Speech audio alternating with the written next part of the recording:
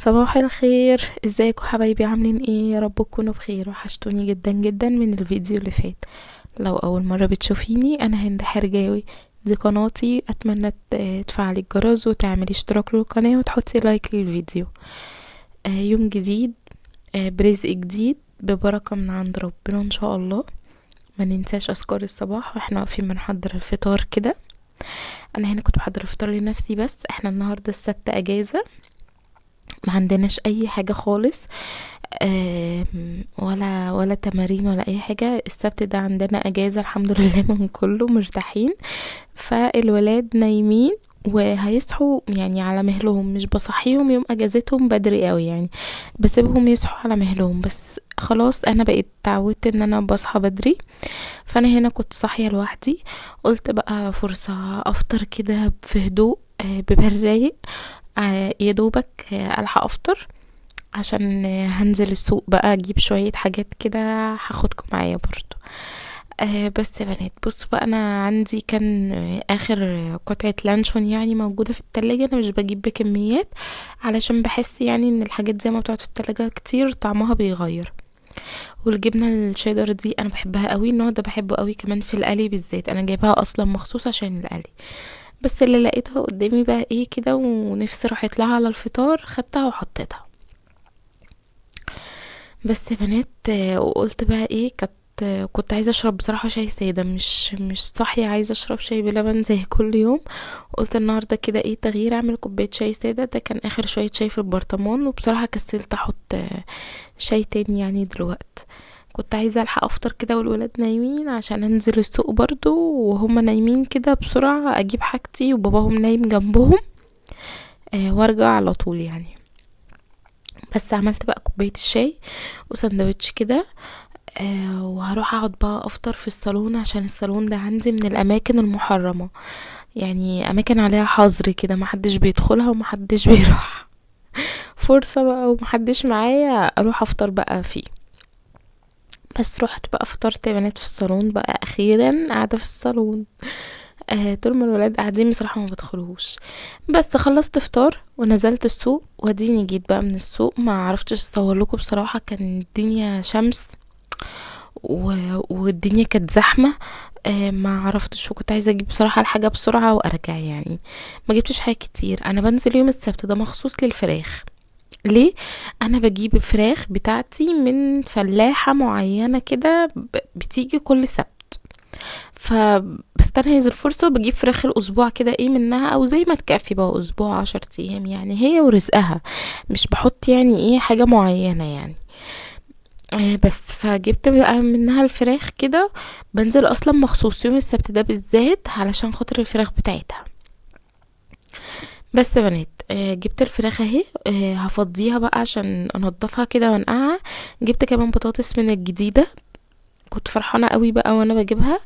انا جبتها مرتين قبل كده، بس كانت كبيرة شوية، دي صغيرة كده شوية، ففرحت بيها قوي. وجبت طماطم، ما جبتش حاجات كتير لان انا اصلا اوريدي الحمد لله عندي الحاجة. انا كنت نازله عشان الفراخ بس. لقيت بقى بطاطس وطماطم كده كانوا حلوين بصراحه، قلت لما اجيبهم بالمره مش هيخسروا يعني في البيت. بس بنضف الفراخ نص تنظيفه كده، اللي هو ايه، لو فيها ريش زياده بشيله. الست بصراحه بيبقى عليها زحمه، مش بيبقى تنظيفها يعني، مش بتنظف الحاجه كويس للدرجه يعني. فكان فيها شويه ريش كده صغير خالص، فكنت بشيله. وبشيل بقى، بيبقى في حاجات كده في ورك الفرخة من الجناب كده، يعني معرفش ده ايه فبشيله برضو. بس وبنضفها كده نص تنظيف، اللي هو بشيل منها اي حاجة كده زيادة بس لحد ما انقعها. وبعد كده بقى ايه اكمل تنظيفها على روقان يعني. انا هنا كنت ايه مستعجلة، عايزة احضر كده الاكل للعيال بقى بسرعة. فنضفتها نص تنظيفة وقلت هنقعها، وبعد الغدا بقى هقوم بقى اغسلها ايه غسلة محترمة كده. بحب انضف الفراخ بالملح الخشن. ليه الملح الخشن مش الملح الناعم؟ الملح الخشن بحسه بيشيل اي زفورة خالص خالص. لو في اي حاجة في الفرخة كده بتشبك فيها كده، وبشيل بيه كده كل حاجة. بس مش بحط خل، لان الخل بيزود الزفارة على فكرة يا بنات. انا بحط ملح وليمون ومية. بس كده قلت بقى هنقعها كده واركنها على جنب. بس بصراحة اخدت كده ايه كام قطعة من البانيه. البنات كانوا عايزين ياكلوا بانيه مشوي. بنات عندي بقى لهم شوية كده البرد مش عايز يروح منهم واكلتهم ضعيفة، فبعمل لهم حاجات خفيفة على قد ما بقدر. بس قلت هتبله بقى كده ايه وهشويه كده في جريل او على صينية او على طاسة. انا يعني ما عنديش جريل بصراحة، ف يعني بشويه في الصينية عادي او في الطاسة. المهم حطيت بصلاية وحطيت شوية كاتشب وحطيت شوية عسل، عسل نحل عادي، شوية ملح وفلفل اسود وتوم باودر وبصل باودر، ما حطيتش حاجات كتير. وهحط شوية لبن. يعني مش بأفور في التتبيل، مش بكتر في التتبيل. او حطيت ليمونة كمان، نص ليمونة يعني. مش بأفور في التتبيل يا بنات، مش بحب طعم البهارات كتير. بحب احس يعني انا بحب احس بطعم الفراخ نفسها. مش بحس طعم البهارات كده يبقى قوي وطاغي على الاكل، احس ان انا باكل بهارات. يعني انا مش من عشاق البهارات للدرجة يعني حبي للبهارات قليل ومحدود. بس قلت بقى ايه، هتبلها كده تتبيله سريعه وهركنها بقى على جنب كده ايه يعني نص ساعه بالكتير كده بس تشرب تتبيلتها شويه. ما لحقتش اسيبها وقت طويل عشان البنات كانوا جعانين بصراحه، وانا كنت طولت كده على ما حضرت بقى ونضفت شويه في الفراخ ولميت ما جيت من السوق وفطرتهم يعني، فكنت عايزه احضر بسرعه. بس بقى تبلت كده بنات الفراخ بسرعه وهركنها بقى على جنب، وهوريكم احنا هنسويها ازاي. يعني مش بتاخد بقى وقت في التسوية خالص. يعني عايزة اقولك هي اخدت معايا في التسوية بالظبط ما كملتش 10 دقايق يعني. حطيت بقى الصينية على البوتاجاز تسخن جدا جدا، يعني تبقى سخونيتها عالية جدا. بص اول ما حطيت الفراخ حطيت فيها بس معلقة زيت بسيطة. بص اول ما حطيت الفراخ الصينية عملت ازاي من السخونية. ليه تسخن جدا؟ علشان الفراخ تاخد صدمة وما تنزلش السوائل اللي فيها، ما تنزلش المية اللي فيها وتنشف. لو نزلت المية اللي فيها هتنشف وهتعضم وهتبقى وحشة جدا، استغفر الله العظيم يعني. مش هتبقى حلوة خالص. لازم الصينية او الطاسة اللي بتسوي فيها او الجريل او اي حاجة هتسوي فيها تكون سخنة جدا جدا، سخونيتها حامية. يحصل زي ما انتوا شفتوا كده بالظبط من كتر السخونية. ما بتاخدش وقت طويل خالص وبتتحمر وبتستوي وبتبقى روعة روعة روعة وخفيفة جدا يا بنات. خفيفة خفيفة لأبعد الحدود. يعني حقيقي ما تشبعوش منها. عكس تماما المقلية في الزيت، عكسها تماما تماما، ملهاش علاقة بيها أصلا. البانيه المشوي مختلف تماما وخفيف. بس يا بنات بصوا بقى هوريكم ان هي استوت ازاي. بصوا هاخد منها حتة هتشوفوا بقى يعني. شايفين كده النسيرة بتاعت الفراخ بيضة وجوسي وطعمها كان تحفة. انا خدت بصراحة الحتة دي كده ايه عشان ادوقها، لقيتها فعلا خلاص بقى استوت وتمام ومش محتاجة اي حاجة. طلعتها اهو بقى من الصينية. وعملت كده بقى شوية مكرونة كده وبالصلصة وشوية بطاطس كده. انا عملت معاكم قبل كده صلصة المكرونة فهتلاقوها في فيديوهات كده كذا مرة. بس حمرت شوية بطاطس وشوية كده مكرونة والحمد لله اكلوا بألف هنا وشفا. تعالوا بقى هنعمل صينية كده ايه كيك بالشوكولاتة. يعني بصوا عارفين كيك التريليشيا اللي هي الكيك الحليب التركي اللي احنا عملناها قبل كده؟ دي بقى بس بالشوكولاته. هحتاج ايه 3 بيضات، كوبايه سكر، نص كوبايه كاكاو خام، كوبايه دقيق وبيكنج باودر وايه كمان ونص كوبايه زيت ونص كوبايه ميه مغليه، رشه نسكافيه ورشه قرفه. بصوا حطيت ال3 بيضات، هضربهم كويس جدا، هخفقهم كويس جدا لحد ما يعملوا كده ايه فوم كده ويدخل لهم هوا. علشان ده هيخلي الكيك هش قوي قوي، هيبقى فيها هشاشة كده فظيعة. هحط على البيض كوباية السكر، يبقى 3 بيضات ضربتهم لحد ما عملوا فوم ولونهم يفتح، حطيت عليهم كوباية سكر. هستمر في الضرب برضو مدة كويسة علشان يدخل لي هوا في الكيك اكتر. تمام. هضرب مدة برضو كويسة. يعني بالخلاط بقى، بالمضرب اللي هو الكهرباء، بالمضرب اليدوي يعني. المتوفر عندكم المتاح مشوا حالكم بيه. بصوا اللون بقى فاتح ازاي، ابيض خالص تماما. حطيت كوبايه الدقيق ونص كوبايه الكاكاو الخام ونص معلقه قرفه ونص معلقه نسكافيه. بيدوا تست عالي قوي يا بنات. وباكل بيكنج باودر. انا عموما بحب الكيك شيف، بس بقى اللي كان موجود عندي البيكنج باودر حطيته، ورشة ملح يا بنات ما تنسوهاش. بس كده. وهضربهم بقى شوية كده مع بعض كده ايه، يعني المكونات كده ايه تختلط في بعض. لسه لحد دلوقتي ما حطناش الزيت والمية المغلية. شرط يا بنات، شرط لازم المية تكون مغلية. يعني زي ما هتشوفوا كده بالظبط، انا هاخدها من الكتل على نص كوباية الزيت. يعني ادي نص كوباية الزيت، هحط عليها نص كوباية كمان، يعني هكمل بقية الكوباية مية مغلية زي ما انتم شايفين كده، وهضيفها بالتدريج للكيك. شفتوا المية بتطلع بخار حتى من السخونية. ما تقلقوش، هتحسوا ان المية والزيت بيفصلوا عن الكيك اصلا. ما تقلقوش، مع الخفق يا بنات المستمر هتلاقوا المكونات كده كلها ايه دخلت في بعضها بقى، والريحة طلعت مش قادرة اوصف لكم. اول ما تحطوا الماء المغلي على الخليط بتاع الكيك هتشموا ريحة روعة، يعني ريحة تحفة تحفة. جربوها يا بنات بقى، يعني على ضمانتي، مش قادرة اقول لكم ازاي قد ايه هي تحفة. للي بيحبوا الشوكولاتة بقى الكيك ده هيكون روعة معاهم. بس يا بنات بصوا بقى القوام بتاعها خفيف ازاي، مش تقيل. القوام بتاعها خفيف. القوام بتاعها خفيف ليه؟ القوام بتاعها خفيف عشان ده اللي هيديني المسامية اللي بتبقى في الكيك. حطيت شوية شوكليت شيبس كده، لو ما عندكيش استغني عنهم، ده اختياري بس انا بحبه. ما عندكيش ما تحطيش عادي، يعني مش هيفرق. وفي الصينية بقى مدهونة زيت، هحط بقى خليط الكيك، هدخله الفرن على درجة حرارة 180 على الرف اللي في النص لمدة 45 دقيقة ونختبرها. كل فرن مختلف عن التاني يا بنات، يعني انا ممكن تقعد عندي في الفرن 45 دقيقة، عندك تقعد ساعة، عند غيرك تقعد نص ساعة.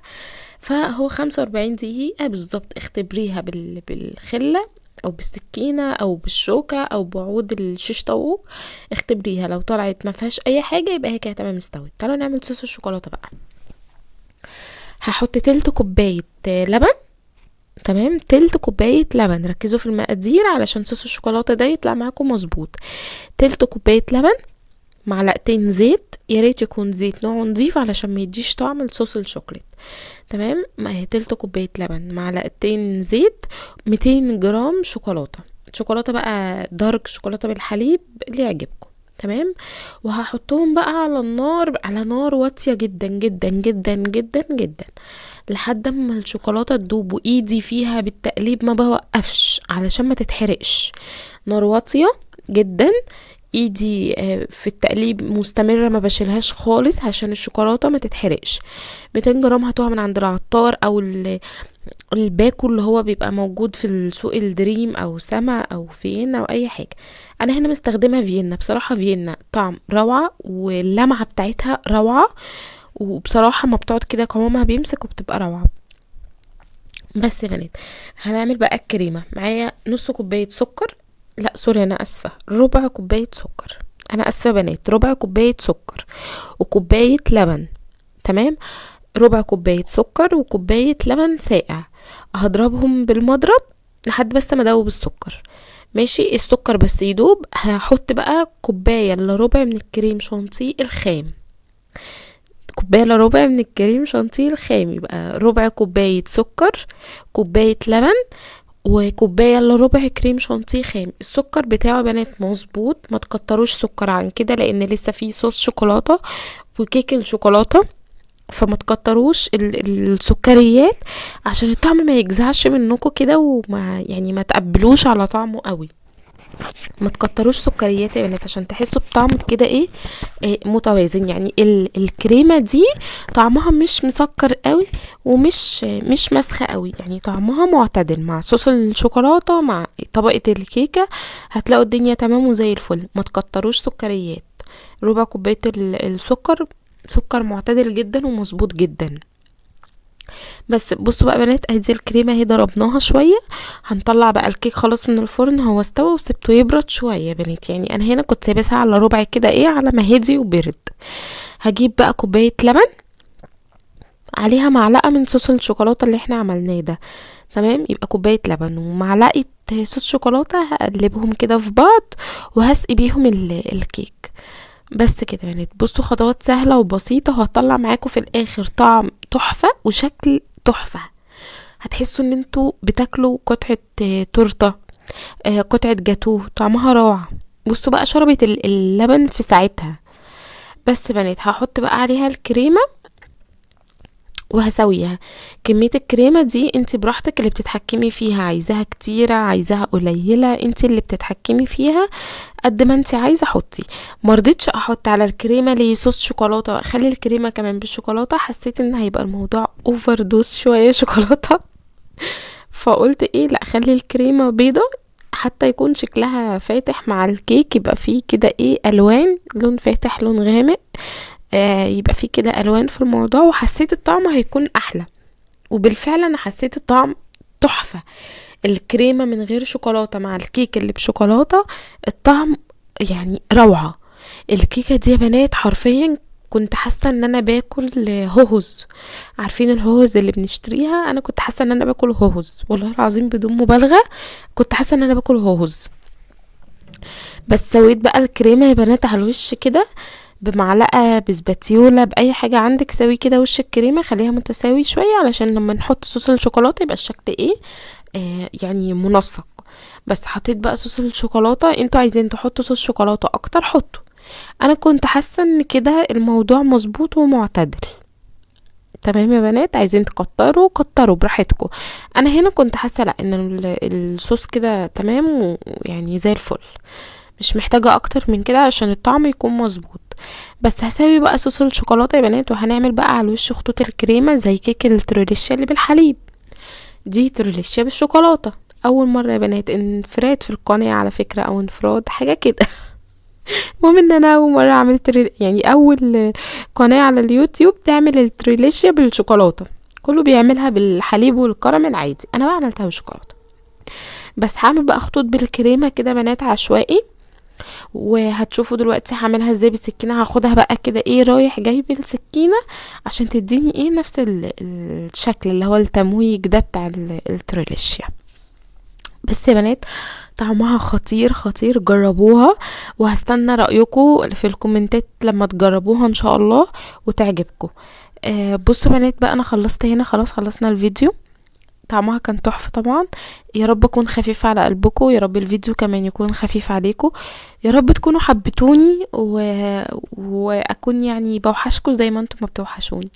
بصوا بقى الكيك مسامي ازاي وهش وتحفة. انا هنا مسبتهاش تبرد، انا قطعتها على طول. اشوفكم في فيديو جديد، باي باي.